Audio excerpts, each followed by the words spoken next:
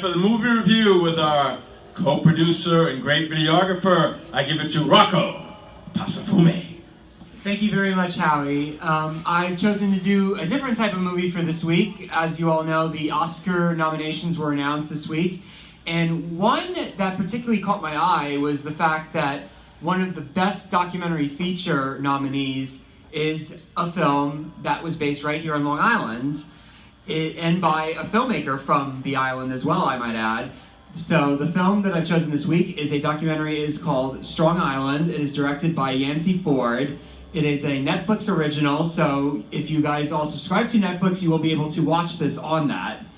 It tells the story of Ford's older brother, William, whose car accident and attempt to get it fixed at a body shop by the mechanic who first caused William to be the prime suspect in his own murder at the mechanic's hands back in 1992. The thing that strikes me about this particular documentary is the fact that documentaries have gotten a lot more personal in the years since, I would trace it to Michael Moore's Roger and Me. And I think a lot of the movies Michael Moore has done has made documentaries a more personal art form than it had been in the past. And I think the Strong Island takes this even further than that. This is definitely the work of somebody who wanted to do this as a loving, testament to his own family. You know, the way he tells the story is with a lot of very do-it-yourself techniques, like using pictures with his hands and all that kind of stuff. And you really get a sense of how much his family means to him, and the fact that, in telling the story of how the family came from the South to Brooklyn to Central Islip, where they lived for most of his life, and the way this story unfolds, you really get a sense of how much of a tragedy this whole horrible thing that happened to his brother was.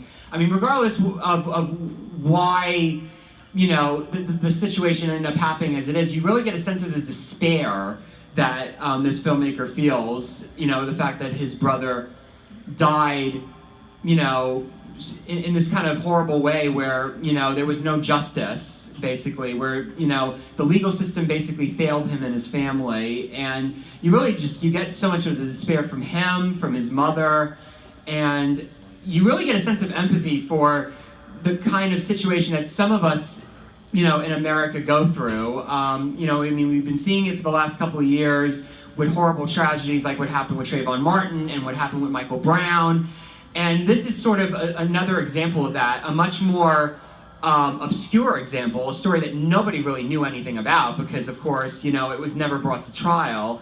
So you really get a personal example of just, somebody that, a Long Island resident having to deal with this horrible family tragedy that happened to him, and telling it through his art, through the form of a documentary. You really get you really feel like the gut-wrenching nature of what happened for not only him but for his whole family.